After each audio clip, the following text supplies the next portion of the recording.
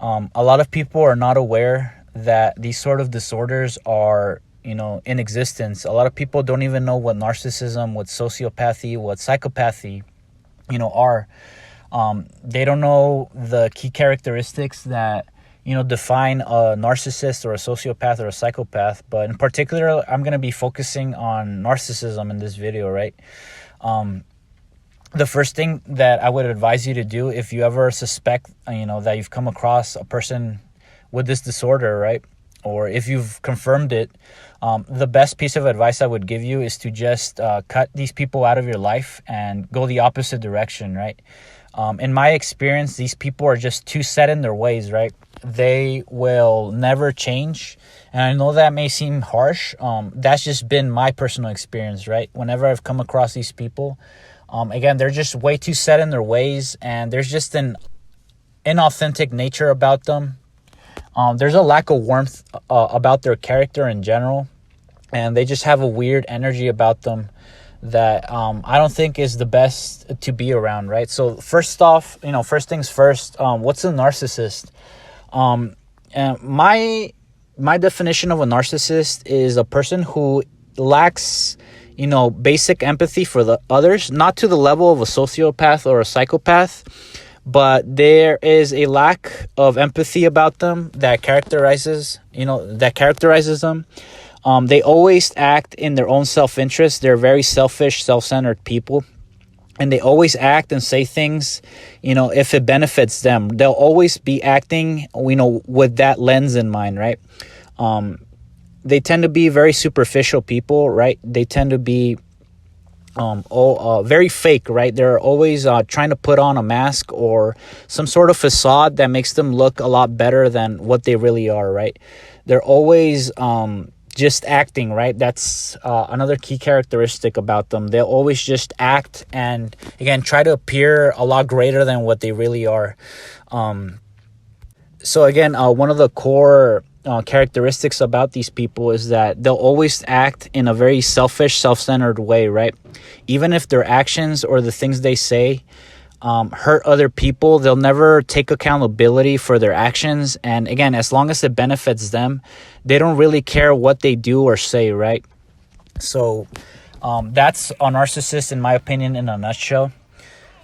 Again, if you ever suspect of coming across, if you ever suspect that you have come across a person, that shows these characteristics, right? If you ever think that you might have bumped into one, again, the wisest thing to do is to just go in the opposite direction and to not even associate with them, right?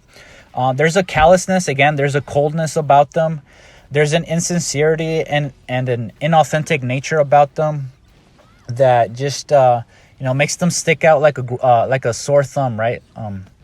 Especially if you're aware that, these are some of the characteristics of this disorder, right? You'll be able to spot them out a lot quicker, a lot more quickly, right? As opposed to if you were completely ignorant about one and you had no idea what these mental disorders were, right?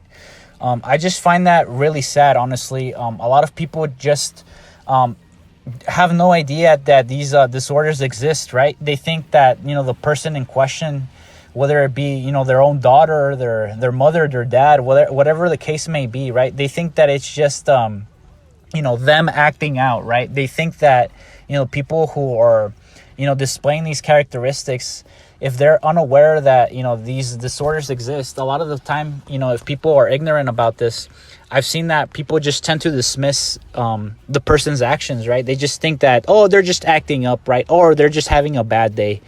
But in reality, it's a lot more colder and sinister than that, right?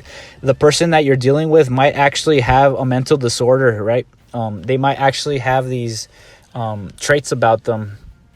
So, again, one key characteristic that I've noticed from personal experience and from, coming across these people in my own life is the fact that, again, they always act in their own self-interest, right?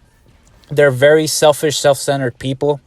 And again, they rarely ever think about other people and how their actions affect those people, right? you might catch them red-handed doing something that they shouldn't be doing, right? You might catch them objectively doing something that's wrong, right? That's considered wrong, but they'll never take accountability for their actions, right? Even if you catch them red-handed, they'll always justify it away, or give you an insincere apology, right? But the next time they do something wrong, they might be actually doing the same thing that you caught them doing, right? Let's say, for example, you caught them stealing from your wallet, right?